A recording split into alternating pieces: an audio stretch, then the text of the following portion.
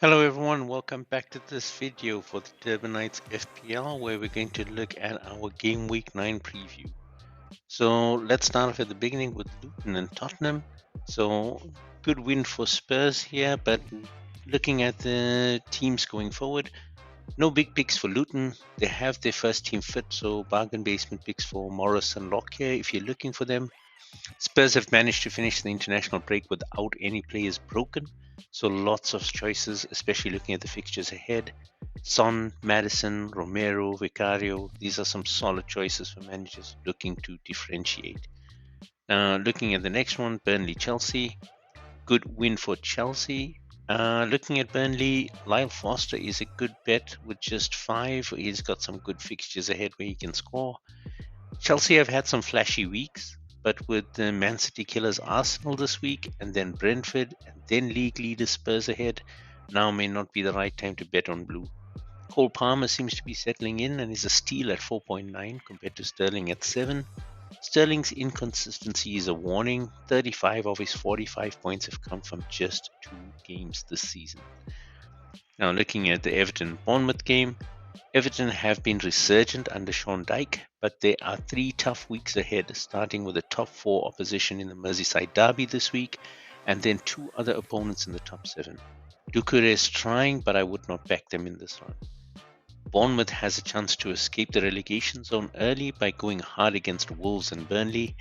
At 4.5 for his 35 points, Neto makes a good backup keeper, and Dominic Solanke still remains the most reliable route to points with 32 so far. Now looking at Fulham, Fulham have some tough weeks ahead, with their opponents fighting to stay relevant in the European race. An injury to Diop will hurt their defense, so not sure if Leno may come up with any heroics. Sheffield United continue the tough slog this season. I wouldn't recommend any players looking at their fixtures and considering that only one player in their whole squad is averaging 3 points per game. Now we move into Manchester United and Brentford. So Manchester United had a Fergie time win in the game week 8 with McTominay and Maguire putting points on the board. These two are selected by less than 0.3% of managers in the FPL, so good luck with any Man U players. It's only fair to call out that, like Sheffield United, only one player at United is averaging more than 3 points per game, probably owing more to their long-term injury list, which still persists, but the stats don't lie. Selecting anyone from this team is a gamble. Brentford had a fast start but have toned down a lot since. They do have a few winnable fixtures ahead, but aside from Burnley, Chelsea and West Ham are less winnable in reality than they are on paper. Matthias Jensen is in much better form than Brian Mbeumo if you're looking at the Bees. Wissa is still the biggest goal-scoring threat from the forwards. Now, looking at Crystal Palace, Notts Forest. So Roy Hodgson's Crystal Palace are making it all happen. It's difficult to score against and they're picking up important wins.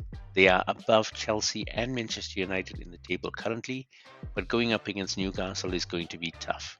And then you're looking at Spurs before getting to Burnley. Now, Joachim Andersen is the leading defender in FPL, averaging 6.4 points per game with 2 goals and 4 clean sheets along the way. Palace have a few knocks in midfield. My opinion is that they will take a loss against the Magpies and Spurs and be ready to grab points thereafter. Forest are sticking to the bookies picks, picking up their expected wins, losing against formidable opponents and drawing the 50-50s. With Luton up this week, travelling to the City ground, look at Awani and Ilanga to get among the points. Coming up next, Brighton-Liverpool. So Brighton are taking on the champions this week, who are bleeding after a quick 1-2 against Arsenal and Wolves. Brighton have the ability to make it 3 in a row when they visit the Etihad on Saturday. Mitoma is fatigued, so may not start, but they do have enough firepower. But I wouldn't bet on their defense because Estupiñán is still out. As for Liverpool, they have a chance to go 3-for-3, starting with the Merseyside derby this weekend. They are at Anfield, so favoured to win, and Forest and Luton should not stand in their way. If you're looking at points, Mo Salah is the standout, with Darwin Núñez a good gamble. Cody Gakpo is 50-50 to start. Other possible gambles are Diogo Jota, Luis Diaz, or Dominic Szoboszlai. They've been known to put up some points. Now going to West Ham Newcastle. So the Hammers have a test this weekend against fellow high flyers Aston Villa. They are relatively injury free and Jared Bowen is in great form. This one could be anything from a goalless draw to a goal fest. In form picks are Areola, Bowen, and James Ward-Prowse, with his dead ball prowess is always dangerous. Newcastle have won 3 out of 4 home games this season and have won 3 out of their last 4 games. Crystal Palace may not be able to hold the Magpies at St James's Park. Look to Trippier for the assists, if not the clean sheet, and the midfield with Gordon, Almiron, and Anderson, who are all on good form. Sandro Tonali is still available, but depending on the outcome of his betting scandal, he may face up to 18 months out. Callum Wilson may get a start this game, with Isak picking up a knock.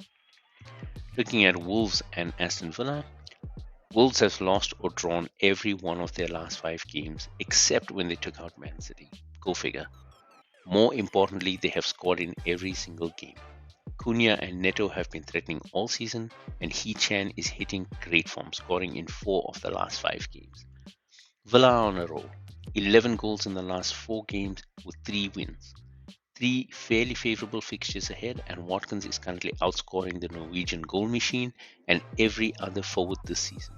Matty Cash in defence, Diaby and Douglas Luiz playing in the centre are all potential points in the next 3 game weeks. Looking at the big one, Arsenal-Manchester City, Arsenal are looking formidable at the moment. 1 out of 2 teams still unbeaten in this season. Martinelli is back to add to the midfield threat from Saka and Odegaard, and a solid defense between White, Gabriel, and Saliba. Man City are coming off the ropes with back-to-back defeats and facing an unpredictable Brighton. De Zerbi is crafty, so expect a game plan to frustrate City. Rodri is back after suspension, and Stones is back from injury. They have pretty much their full squad ready to go. It's equal parts brave and foolish to ignore Haaland, but he, Edison, and Alvarez are the only 3 players to play every game. Foden may still get more game time with De Bruyne still out. Looking at the fixture ratings ahead, teams that you would go for: Aston Villa, Brentford, Liverpool, Spurs. They seem to have the best run for the next 3 weeks. And teams to avoid, it might be hard to say: Chelsea have a bit of a tough one coming, Crystal Palace, Sheffield United, and Luton probably always wants to avoid, and then Everton also with some tough game weeks coming forward. So that's it for the Game Week 9 preview. I hope you enjoyed the video. Don't forget to drop a like, a comment, and subscribe for the next videos. Until then, bye for now.